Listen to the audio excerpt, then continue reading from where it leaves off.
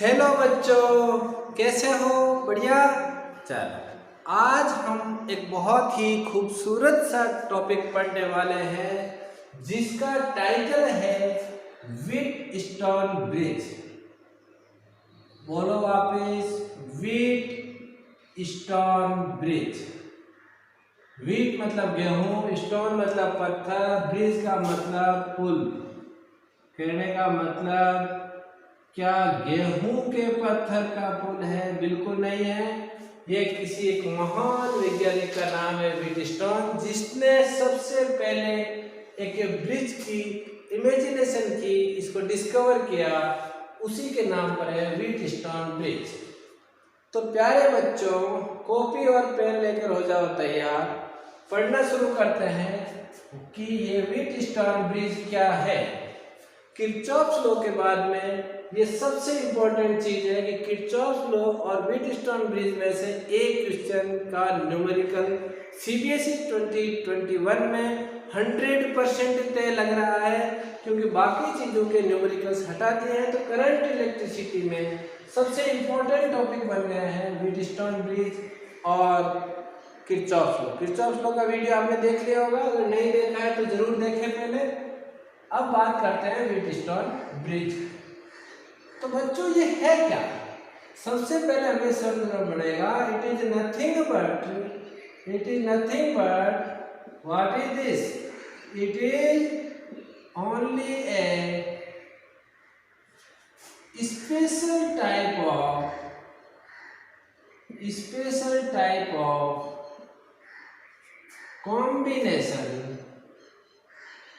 combination of resistors. कितने resistor? 5। हम कह सकते हैं 5 रजिस्टर्स। चलो आप लिख लीजिए रजिस्टर्स। ये ओनली 5 रजिस्टर इसके अंदर होते हैं। 6 भी हो सकते हैं, साइड में लग सकता है। कैसा कॉम्बिनेशन होता है उसको देखते हैं। देखो बच्चों, इसमें क्या होता है कि सबसे पहले यहां से एक रजिस्टर अगर हम यहां लें, बहुत बढ़िया सा, दूसरा रजिस्टर यहां लें, ये 2 रजिस्टर ले लिए, इनको बीच में से हम डायगोनली ज्वाइन कर देते हैं और 2 रजिस्टर सेम इसी सिचुएशन में आगे की साइड में ले लेते हैं। देख रहे हैं आप? अगर इस तरह का कोई भी कॉम्बिनेशन है तो उसे हम कहेंगे व्हीटस्टोन ब्रिज। कितने हैं? How many resistors are there? Only 5। 1 2 3 4 5। अगर इस तरह का अरेंजमेंट है, यानी पैरेलल में है, सीरीज में है, तो ऐसी सिचुएशन अगर आपके सामने कहीं पर भी आती है तो आपको सबसे पहले ये याद करना है कि ये व्हीटस्टोन ब्रिज तो नहीं है, क्योंकि ये बहुत ही इंपॉर्टेंट है। इसको हम यहाँ से सेल में भी जोड़ सकते हैं। बैटरी जोड़ ली, चलो सेल जोड़ लो, बैटरी जोड़ लो। मैं इसको नाम दे देता हूं, ये मान लीजिए ए है, ये बी है, ये सी है और ये डी है। इसमें क्या होता है बच्चों, जो ए बी ये आर्म है, कौन सी? एसी जो आर्म है इसको बोलते हैं बैटरी आर्म। कौन सी आर्म? Battery arm. और दूसरी डायगोनली आर्म कौन सी बन रही है? बीडी को बोलते हैं बच्चों गैल्वेनोमीटर आर्म। कौन सी आर्म है? गैल्वेनोमीटर आर्म है। ऐसा क्यों कहते हैं? देखो, एसी में हमेशा इसको बैटरी आर्म कहने की वजह है कि इसमें जो बैटरी हम जोड़ सकते हैं यहाँ, और बीडी जो है इसके अंदर इस रजिस्टर की जगह हम क्या करते हैं? गैल्वेनोमीटर को ऐड कर देते हैं। किसको ऐड कर देते हैं? गैल्वेनोमीटर को जोड़ देते हैं। इसलिए यहाँ पर इस बीडी आर्म को बोलते हैं गैल्वेनोमीटर आर्म। इसकी सबसे इंपॉर्टेंट जो सिचुएशन है, वेरी इंपॉर्टेंट सिचुएशन जिसको हम समझते हैं, वो है इसकी बैलेंस्ड कौन सी पोजीशन? बैलेंस्ड पोजीशन, और उस पोजीशन को बोलते हैं बैलेंस्ड ब्रिज। समझ में आया? समझ में आ रहा है? बहुत बढ़िया, समझ में आ रहा है बहुत जल्दी। बैलेंस्ड ब्रिज, बैलेंस्ड ब्रिज कब होगा? मान लीजिए इसको मैं नाम देता हूं R1, ये है R2, ये R3 है और ये R4, ठीक है। बैलेंस्ड ब्रिज कब कहेंगे?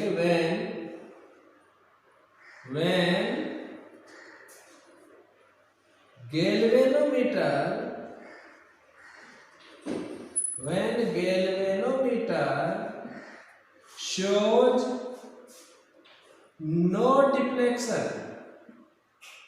समझ में आया? गैल्वेनोमीटर क्या शो करता है? नो डिफ्लेक्शन, यहां कोई डिफ्लेक्शन नहीं होता। ऐसा कब हो सकता है? ऐसा तब हो सकता है when no current is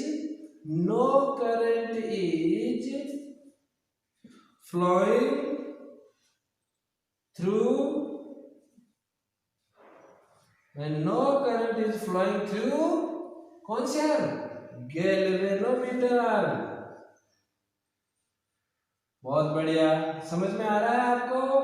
इस आर्म में अगर कोई करंट फ्लो नहीं होता तो उस सिचुएशन को बोलते हैं कि ये बैलेंस्ड ब्रिज है। कौन सा ब्रिज है? बैलेंस्ड ब्रिज है। अगर यहाँ से करंट फ्लो भी हो रहा है तो व्हीटस्टोन ब्रिज तो है ही, लेकिन अगर यहाँ पर कोई करंट फ्लो नहीं होता है, इसका मतलब ये हुआ बच्चों कि यहाँ ये इस समय बैलेंस्ड पोजीशन में है, इसे हम बैलेंस्ड व्हीटस्टोन ब्रिज कहेंगे।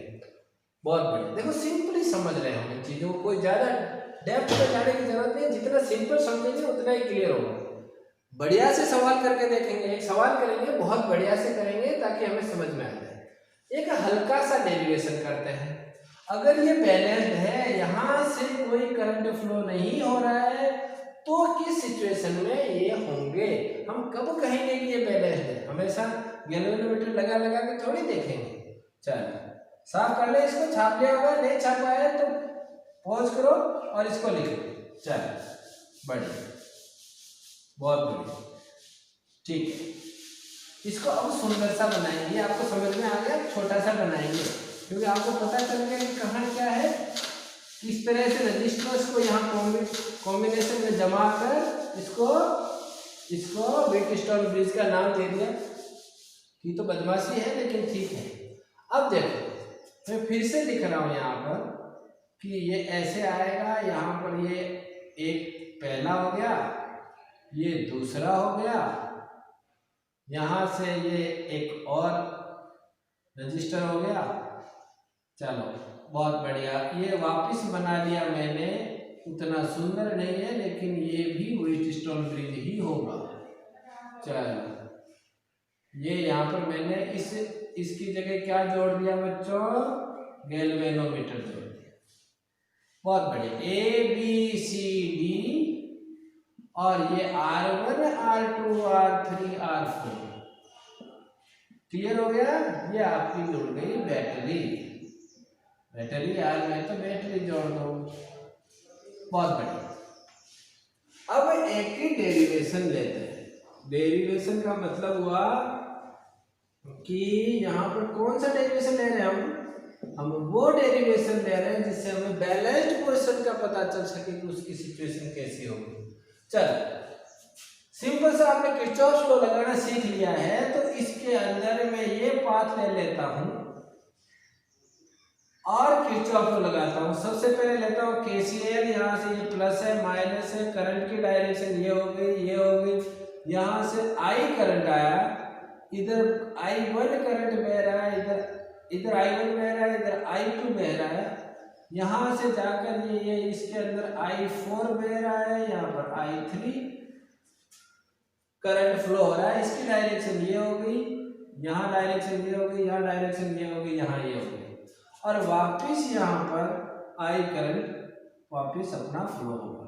चलो बहुत बढ़िया, ये आपने ले लिया, आपका काम किया हुआ अभी। इससे लूप को ले रहा हूं मैं। कौन से लूप को ले रहा हूं? सबसे पहले हम लूप लिखेंगे। कौन सा लूप लिखेंगे बच्चों? ABDA।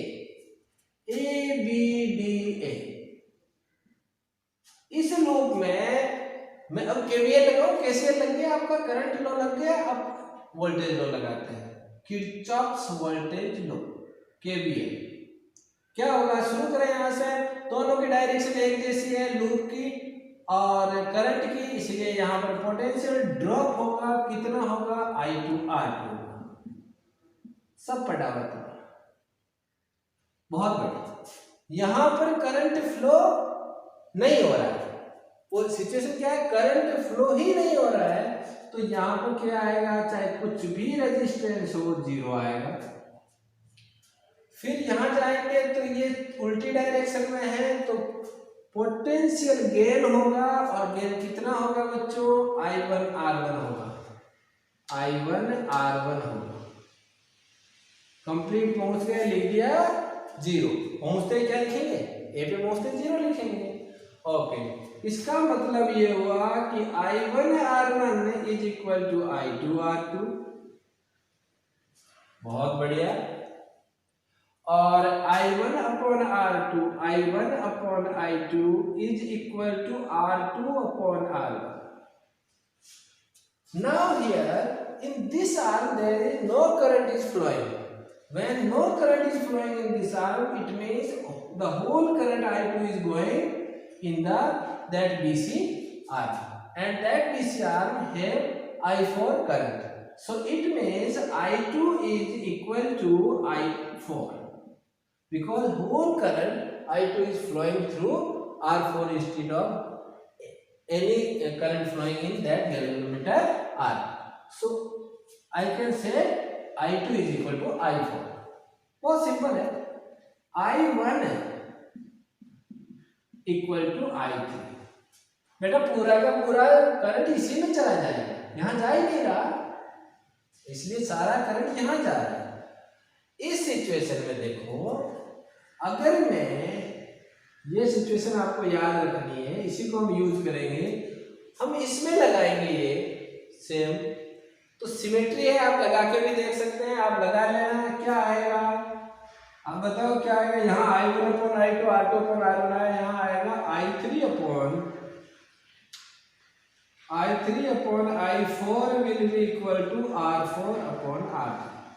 ये आना ही है, सिमिलरली आप करके देख सकते हैं, लूप ले लो, कोई सा भी ले लो, क्लॉकवाइज ले लो, एंटी क्लॉकवाइज ले लो, कैसे ही करो, ये आएगा I3/I4 is equal to R4/R3।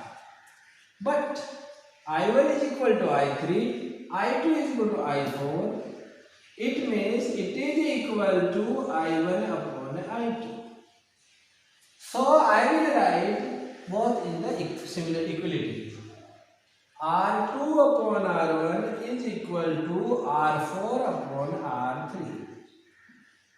ये सबसे इंपॉर्टेंट कंडीशन है किसकी, जब ब्रिज बैलेंस्ड हो।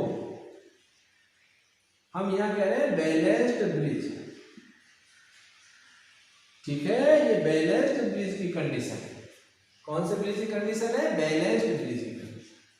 समझ में आ गया आपको पूरा, थ्योरी लगभग क्लियर है, थ्योरी में कुछ खास है भी नहीं इसमें, आपको ये याद रखना है, ये अपोन ये बराबर ये अपोन ये, अगर बैलेंस्ड है तो, अगर बैलेंस नहीं है तो व्हीटस्टोन तो है ही। अच्छा, इसका फायदा कैसे मिलता है, अगर बच्चों यहाँ नॉन डिफ्लेक्शन की कंडीशन हमें मिल जाती है तो हम क्या करेंगे, इस रजिस्टर को हटा देंगे। जब करंट ही नहीं बह रहा है, कभी आपको कॉम्बिनेशन ऑफ करंट का क्वेश्चन, रजिस्टर का क्वेश्चन आ जाए, तो सिंपली जब यहाँ करंट फ्लो नहीं हो रहा, आप इसको हटा भी सकते हैं, और ये दोनों सीरीज में हो गए, ये दोनों सीरीज में हो गए, और इसका निकाल लिया ऐड करके इक्विवेलेंट रेजिस्टेंस, इसका भी निकाल लिया, और दोनों पैरेलल में, कितना सिंपल हो गया। तो यानी ये हम इतना कॉम्प्लिकेटेड कॉम्बिनेशन को बहुत इजीली सॉल्व कर सकते हैं। और अगर नो डिफ्लेक्शन पोजीशन नहीं है तो हम क्या करेंगे, तो कुछ नहीं होगा, यहाँ से करंट फ्लो होगा, ये व्हीटस्टोन ब्रिज तो है ही, क्या लगाएंगे, किरचॉफ लॉ लगाएंगे। कैसे लगाएंगे अभी देखते हैं, बहुत ही सुंदर सा सवाल लेते हैं अपनी ही बुक का, जितना बढ़िया क्वेश्चन करेंगे उतना ही ज्यादा क्लियर होने वाला है ना। अपनी ही बुक का एक क्वेश्चन करते हैं, कौन सी बुक है अपनी प्यारी सी NCERT, ये जो NCERT है यही सब कुछ है बच्चों, बाकी सब इसको देख देख के लिखते हैं, कोई दिक्कत नहीं है ना। पहले ये पढ़नी है, NCERT पढ़नी है, उसके बाद बाकी चीजें पढ़नी है। अरे बच्चों ये एक बहुत ही सुंदर सा सवाल आपके सामने है। इसमें यहाँ पर 10 वोल्ट की बैटरी लगी हुई है, यहाँ पर 60 ओम, 5 ओम, 10 ओम, 100 ओम। यहाँ से आगे गैल्वेनोमीटर है जिसका इंटरनल रेजिस्टेंस 15 ओम है। कहने का मतलब है यहाँ रेजिस्टेंस लगा हुआ है 15 ओम का। क्वेश्चन ये है कि find the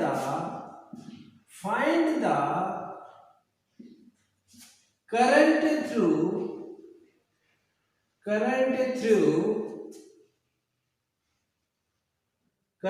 through galvanometer.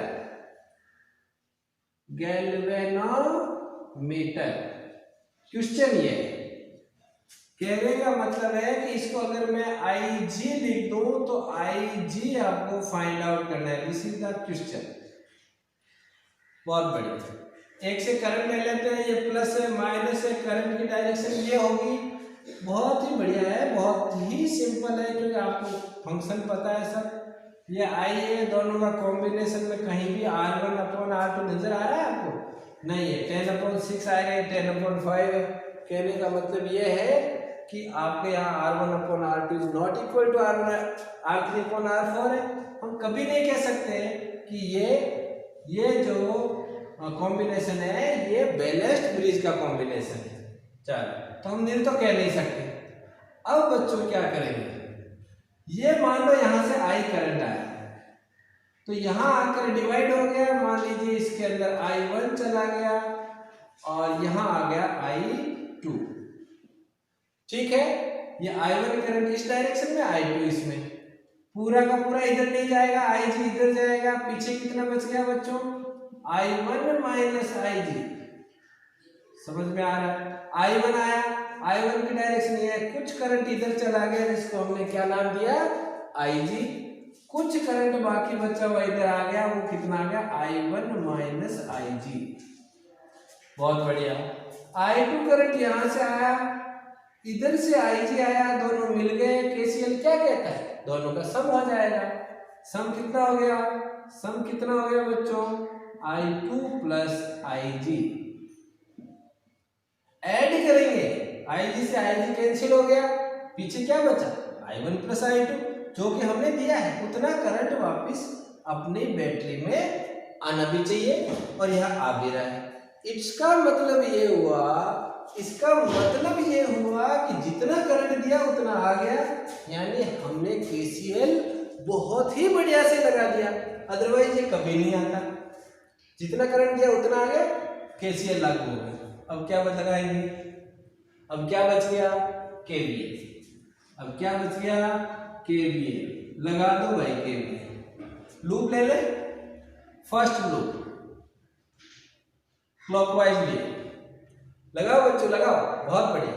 Video को पॉज करके आप भी लगा सकते हैं, कोशिश कर सकते हैं कि कैसे होगा, है ना। वीडियो को पॉज कीजिए और कोशिश करो।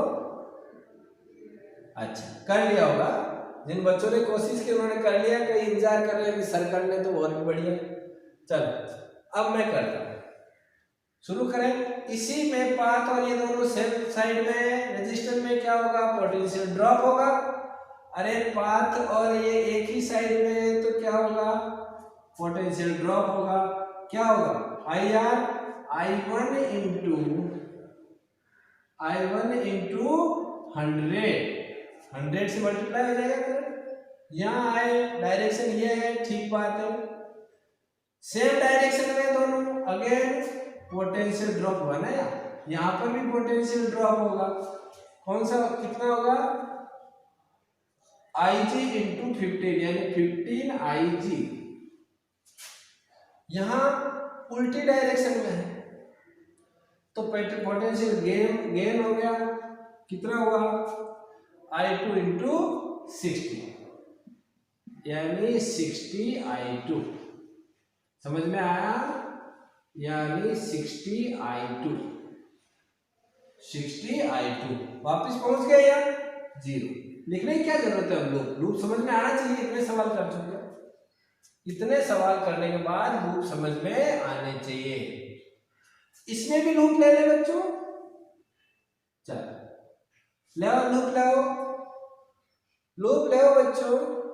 चलो कहां से शुरू करें, यहां से शुरू करते हैं। ये कितना है, सेम साइड में है, इसका मतलब ये हुआ कि यहाँ पर पोटेंशियल क्या हुआ, ड्रॉप हुआ। करंट कितना जा रहा है, I1 माइनस IG।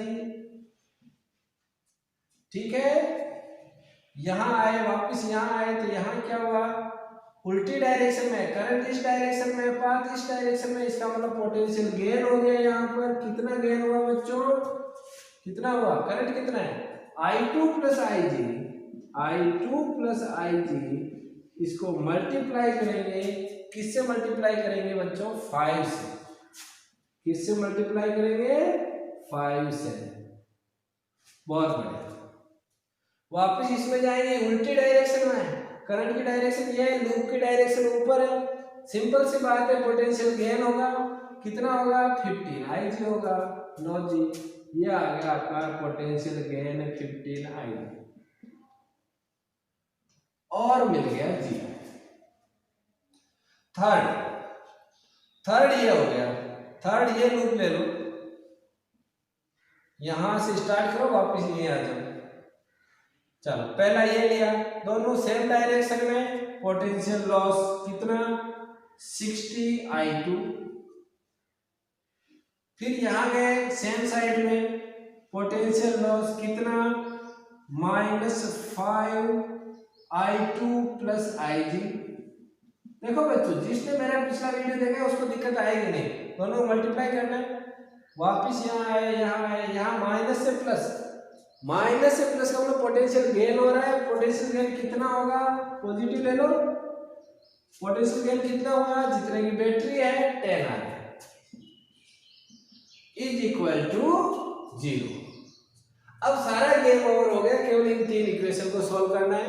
तीन अननोन क्वांटिटी है और आपको तीनों का सॉल्व करके आंसर निकालना, IG की वैल्यू निकालनी। चलो जी, बहुत बढ़िया, ये तीनों इक्वेशन बन गई। अच्छा, अब इसको सॉल्व कर लेते हैं। सॉल्व करने इसको हटा देता हूँ, आप लोगों ने बिल्कुल लिख लिया होगा।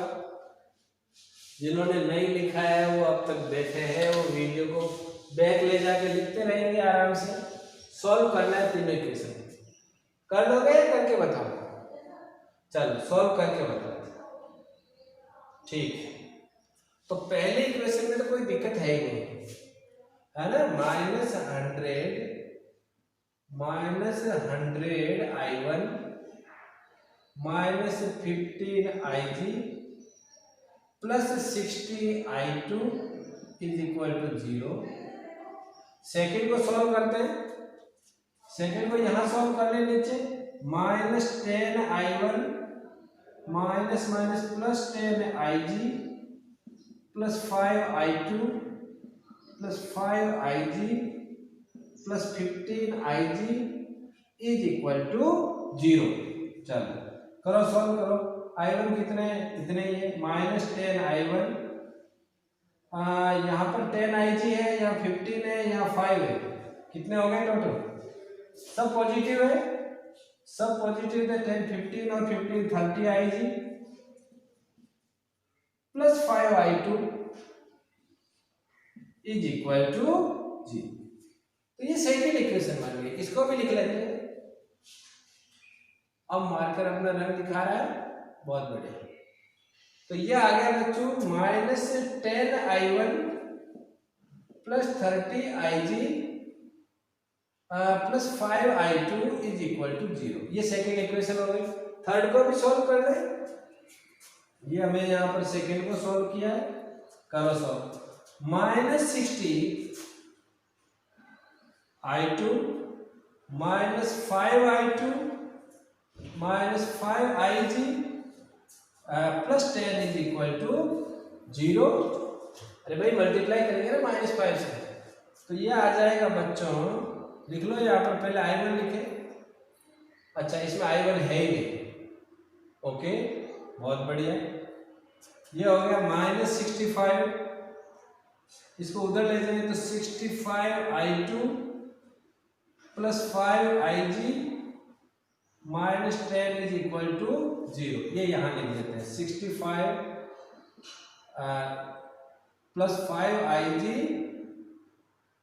और साथ में क्या लिखेंगे 5IG plus 65I2 is equal to 10।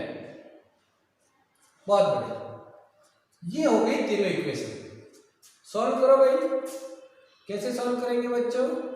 इन दोनों को सॉल्व करने पहले इसको 10 से मल्टीप्लाई करके इसको माइनस कर लेते हैं। ये तो पहुंच गए अब यहाँ तक। आप साथ साथ लिख ही लिया होगा। जिन बच्चों ने नहीं लिखा है वो प्लीज इसको लिखे जरूर अपने मन से, बिना देखे करे तो और ज्यादा बढ़िया है। बिना मेरा आंसर देखे बिना करे तो ज्यादा बढ़िया। चलो, इसको 10 से मैंने मल्टीप्लाई किया सेकेंड को, तो -100I1 plus 300IG plus 50I2। इसको इसमें से माइनस कर ले फर्स्ट में से। ये फर्स्ट है, ये सेकंड है, ये थर्ड है, ये सेकंड है। सेकंड को मल्टीप्लाई किया मैंने 10 से, इसको माइनस कर ले 1 -2। माइनस करेंगे तो बेटा ये तो कैंसिल आउट हो गया। ये यहाँ पर बनेगा -315IG और यहाँ कितना आ गया, इसमें से इसको माइनस किया तो plus 10I2 is equal to 0। बहुत बढ़िया। हमें IG निकालना है ना? यस, हमें IG फाइंड आउट करना है। तो हम क्या करेंगे, इसके साथ इसको सॉल्व कर लेंगे। अच्छा, इसके साथ सॉल्व कर लो भाई IG को। तो यहाँ आ जाएगा, इसको लिखेंगे तो कैसे करेंगे सॉल्व दोनों को? इससे वैल्यू निकाल के इसमें रख दें, सबसे बेटर है इससे वैल्यू निकाल के इसमें रख दें। तो I2 इज इक्वल टू कितना होगा, यहाँ ये इधर गया 315IG अपॉन 10। अरे इसको उधर लेंगे, इस 10 को डिवाइड में लेंगे, तो ये आ गया बच्चों 31.5IG यानी 63/2IG। I2 is equal to 63/2IG। इसको इसमें रख दो, ठीक है। इसको सॉल्व कर रहा हूं मैं। 5IG, ये मैं इसलिए कर रहा हूँ आपको पता है कि मुझे क्वेश्चन करने कैसे, प्लस 65 I2 की जगह मैंने क्या लिखा 63/2IG इज इक्वल टू 10। बहुत ही सुंदर। अच्छा ठीक है, IG कॉमन आ गया, पीछे बच गया 5 प्लस इसको मल्टीप्लाई करो दोनों को, 65 को 63 से मल्टीप्लाई करो, हासिल का 1 195 30 और 39 5904 4095 अपॉन 2, तो ये हो जाएगा 10/2 इज इक्वल टू 10। 5 प्लस है ना, तो यहाँ पर एलसीएम लेंगे तो हो जाएगा IG is multiplied by 4105/2 is equal to 10। IG will be equal to, ये इससे जाके मल्टीप्लाई होगा 20/4105। डिवाइड कर लो इसको, डिवाइड करोगे तो बहुत लंबी चौड़ी कैलकुलेशन होने वाली है और ये आएगा करीबन 0.004871 ऐसा कुछ आएगा। ठीक है, आप कैलकुलेशन कर लेना, सीधा सीधा डिवाइड करना है। इतना एम्पियर। इसको अगर हम वैसे लिखना चाहें तो ये हो जाएगा यहाँ पर 3 के बाद 4.87 इंटू 10⁻³ यानी मिली एम्पियर। समझ में आ गया? समझ में आ गया आपको? बहुत बढ़िया। यानी IG आ गया आपका 4.87 मिली एम्पियर। ऐसे सोल्व करना है। 3 इक्वेशन का एक कॉम्बिनेशन आपको मिलेगा अगर आपको अच्छा सवाल मिलता है बोर्ड में, और सिंपल मिल गया तब तो बल्ले बल्ले हो गई। R1/R2 = R3/R4। उल्टा भी कर सकते हैं, R2/R1 = R4/R3। बैलेंस मिलने को तो सिंपल हो जाएगा, बैलेंस अगर नहीं मिलता है तो हमें इस तरह इसको सॉल्व करना पड़ेगा। ठीक है बच्चों, मैंने आपको करके बताया। अच्छा, एक चीज का और ध्यान रखना है बच्चों, अब इसके दो एप्लीकेशंस आएंगे, एक तो मीटर ब्रिज और एक पोटेंशियोमीटर। इस चैप्टर के लास्ट ये दोनों पार्ट है, इनमें से न्यूमेरिकल हिस्सा हटा दिए, तो आपको न्यूमेरिकल्स नहीं करना है, केवल उनका बेसिक्स क्या है, थ्योरी क्या है वो आपको क्लियर करनी है और न्यूमेरिकल्स स्टडी नहीं करना। चलो, मुझे आशा है आपको मजा आया होगा इस चैप्टर को पढ़ते हुए, अच्छा लगा होगा, समझ में भी आया होगा, कुछ कॉन्फिडेंस भी आया होगा कि हम इस तरह के सवाल कैसे करेंगे, क्या हम कर पाएंगे नहीं कर पाएंगे। आपको मेरा रिक्वेस्ट यही है कि ज़्यादा से ज़्यादा क्वेश्चंस करें, खुद सेल्फ प्रैक्टिस जितनी करेंगे उतना ही बढ़िया होगा। मिलते हैं नेक्स्ट वीडियो में, तब तक पढ़ते रहो, एंजॉय करो।